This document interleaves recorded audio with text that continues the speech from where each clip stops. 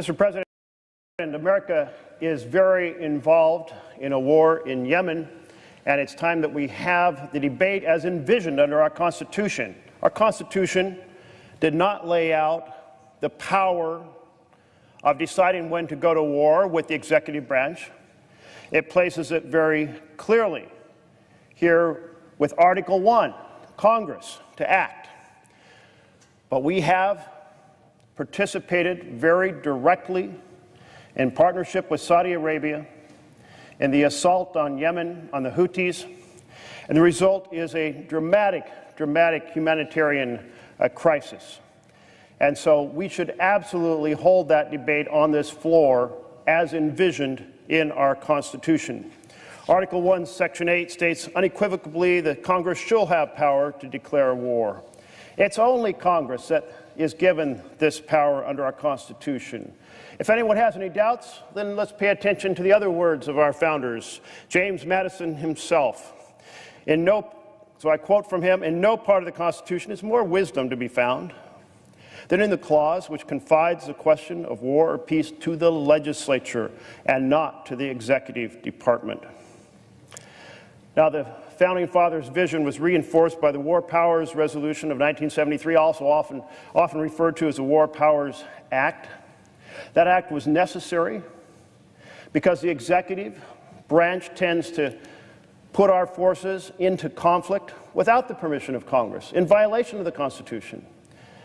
And so it was important to lay out the parameters under which they were allowed to do so under emergency action and the circumstances under which they're not allowed to do so.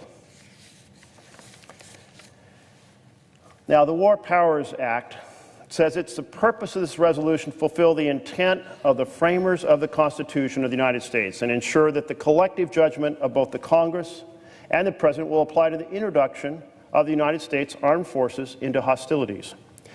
And it goes on to say that the constitutional powers of the President as Commander-in-Chief to introduce the United States Armed Forces into hostilities is clearly indicated by circumstances are exercised only pursuant to a declaration of war, to a specific statutory authorization, or to a national emergency created by an attack upon the United States. Now, in the case of the Saudi war that we're participating in against the Houthi, it's not triggered by an attack upon the United States. Nor is there any specific statutory authorization. That's why we're going to have this debate today. Nor is there a declaration of war. So the standards of the War Powers Resolution have not been met. And I call upon my colleagues to shoulder your constitutional responsibility to have this debate and hold the executive accountable when they're violating the law of the United States of America. There are two components to our presence in Yemen, which should not be confused. One is where we are directly involved against forces associated with al-Qaeda.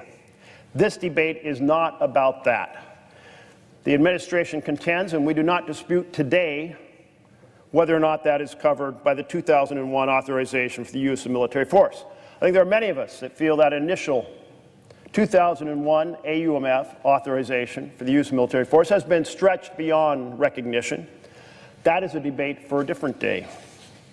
This argument is directly about our support of Saudi Arabia in bombing the Houthi in Yemen. That is the central question. And for us to understand why this is so important, one, it's the integrity of the Constitution. If we do not hold the executive accountable to the Constitution of the United States of America, then we are essentially taking that key critical clause that gave us responsibility for when military force is used by the United States out of the Constitution and delivering it to the executive. That certainly is not the vision. If people want to have that vision, then introduce a constitutional amendment to that point. Introduce a resolution to declare war, to make this action in concert with the Constitution. Create specific statutory authority in concert with the Constitution. But do not fail your constitutional responsibility to hold this debate.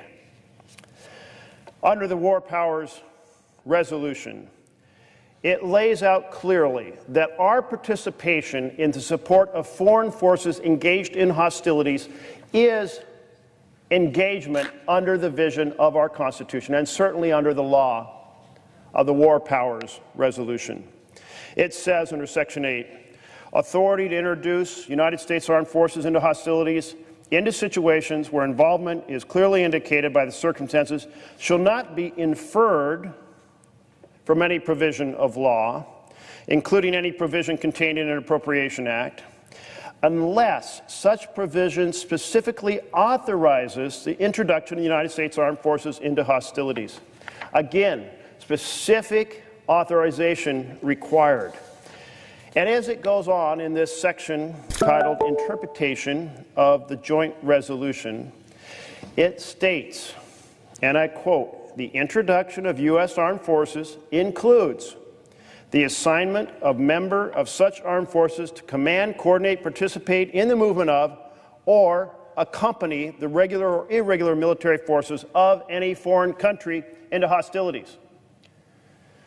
So clearly, the law states that our engagement, our coordination with a foreign power engaged in war is covered by this act. Our participation in the movement of their military forces into hostilities is covered by this act. So, therefore, we have to understand the details of our engagement. Well, first, the United States is refueling the Saudi planes as they go to bomb the Houthis. That is very directly participation in the movement of military forces into engaged hostilities. We're refueling the planes en route. How can that not be participation in the movement? Certainly, a plane is a part of a military force. Certainly, refueling it is participation in the movement of that plane. Could this be any clearer? This is black and white. Not many things are, but in terms of the violation of the War Powers Resolution and the offense against our Constitution, this is black and white.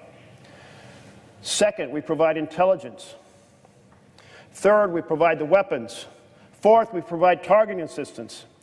Fifth, we establish a joint combined planning cell operations center to conduct military and intelligence activities in partnership with Saudi Arabia.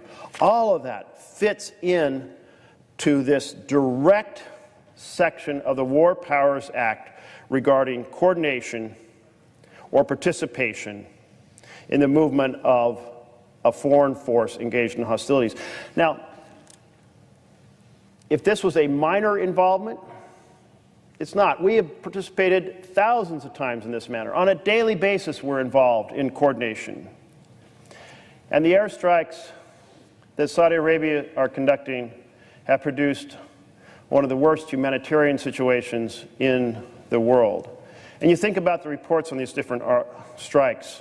3 airstrikes in Sada last month, killing 5 civilians, wounding 14 more, including 4 children, as well as killing the paramedics who were trying to pull the survivors out after the first bomb dropped.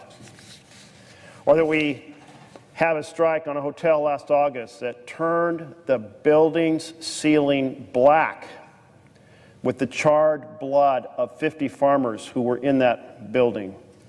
It's one horrific circumstance after another as these bombs drop on civilians in Yemen. It's time for us to reckon with the fact of our participation in this carnage. Now, this carnage